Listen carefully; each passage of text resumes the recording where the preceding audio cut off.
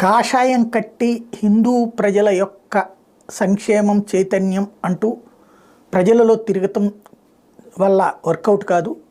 డబ్బు ఉండాలా, ఖర్చు పెట్టగలగాల, అట్లాగే ముస్లిముల్ని సాటిస్ఫై చేయాలా, క్రైస్తవుల్ని సాటిస్ఫై చేయాలా.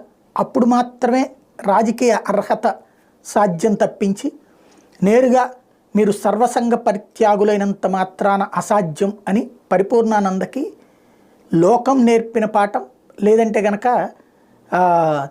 తెలుగుదేశం నేర్పిన పాఠం అనుకోవాలి. ఎందుకంటే హిందూపురానికి సంబంధించి ఆయన ఆ ప్రాంతం మీద ఆయన ఒకే ఒక్క పాయింట్తో అక్కడ కాన్సన్ట్రేట్ చేశారు.